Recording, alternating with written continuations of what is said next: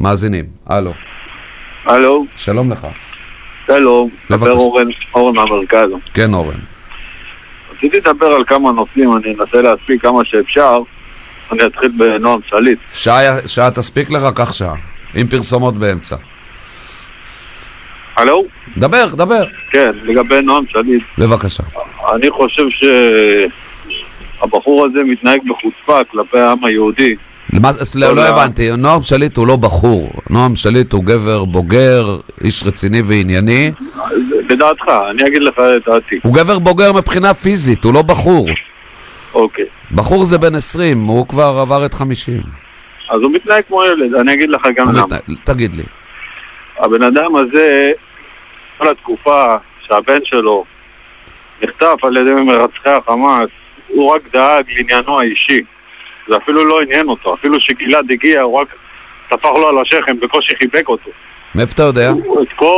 יש גם צילומים, אתה תראה את זה. הצילומים מטעמי צניעות כלפי המצלמות, אבל לכן המצלמות לא נכנסו דקה אחרי המפגש לחדר, שם הם נפלו איש על כתפי רעהו וברחו בכם תמרורים. הבן אדם הזה רק דאג לעצמו, הוא ניצל את כל הסוגיה הזאת של הבן שלו על מנת להיכנס לפוליטיקה. אתה איש טיפש אם אתה חושב את זה. לא עניין אותו בכלל. הבן שלו לא עניין אותו, הוא רק תכנן את הפוליטיקה. אתה יודע מה? אני אלך איתך יותר רחוק. הוא גם נתן אינפורמציה לחמאס מה לעשות ואיך לעשות בכדי לתפוס אותו. תקשיב.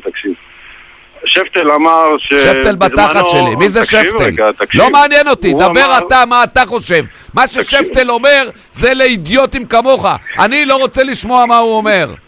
תראה, הנושא שלי זה לא שפטל, אני מדבר איתך בכללי, אני אומר לך רק מה שהוא אומר. זה לא מעניין אותי מה ששפטל אומר.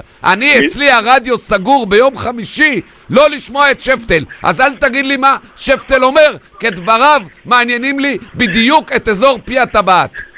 עכשיו. כן.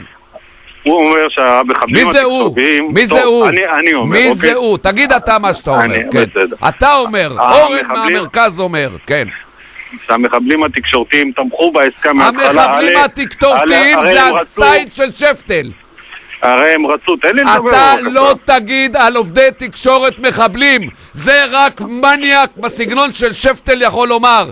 בין אנשי התקשורת ישנם נכי צה"ל, ישנם לוחמים ביחידות המובחרות, ויש כאלה שרוצים להרוג גם. ואף מניאק, כולל עורך דין שפטל, לא יגיד על אנשי תקשורת שהם מחבלים. הם רצו, יש כאלה שרצו שמחבלי החמאס השתחררו יותר מאשר שגלעד שליט השתחרר.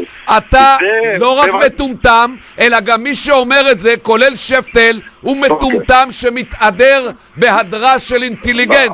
אני רואה שאומרת אתה זבל, שפטל זבל, ותעברי למאזין הבא.